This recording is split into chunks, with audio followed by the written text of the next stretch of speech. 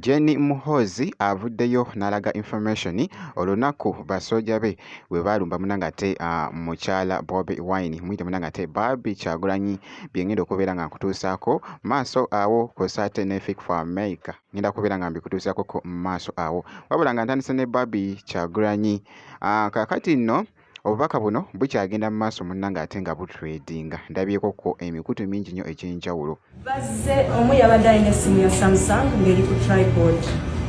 nga recordinga buli kimu yabe banyambulidde engoye yangobereza kamera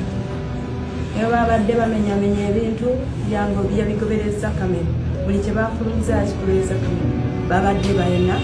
owa kamera nga apiringa evidence okwaddiwadde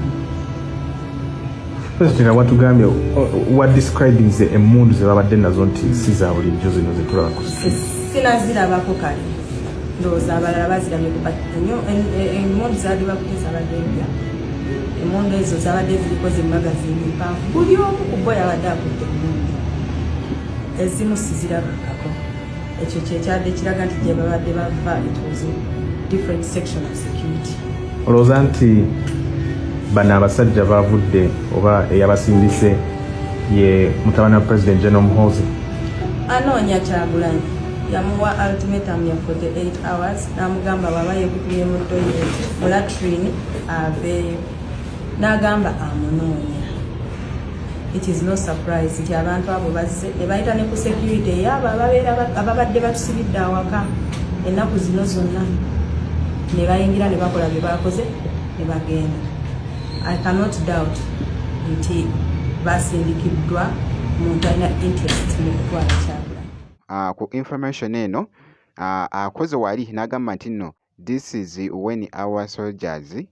captured and then released Bobby's wife Barbie. She was very helpful in helping us find her husband.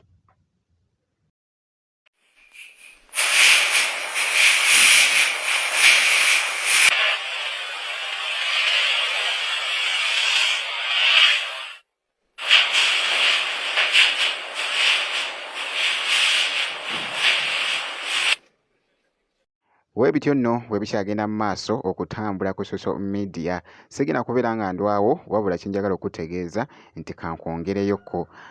Spice Diana Kosaate ne Fit for America bali bati Spice Diana avuddeyoko n'apostinga ebimu ku bifaananyi omubaddemuko actually ng'atudde ne Fit for America nga boogezaako okulaba ekifaananyi ekyo kibadde kikutte akati nti Fit for America ne Spice Diana bali bati munnange ate nga ku side y'emu ngenda kubeera nno nga nkulekera akatambi kano Fit for America abadde wali mu enjoyment era mu kifo kye kimu kyabaddemu munnange ate ne Spice Diana actually relationship yaabwe nno yeeyongedde okubeera ng'eyogeza abamu obwama ate kosa n'abamu okutegeera nti Fit for America ne Spice Diana nti beeyagala esaidi eyo abamu nabo nga bw'omanyi munnanga ati ebitambula ku social media bikyagenda mu maaso okutambula naye nno bwe nti munnanga ati bwenkoze kakasa nti osubscribinga ebisigadde byonna gwe just bitwekere kati tobeera nga osubscribinze.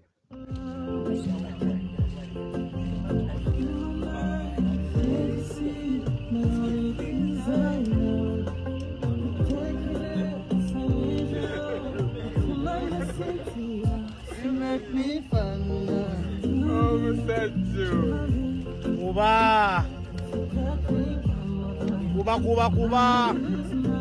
Eh?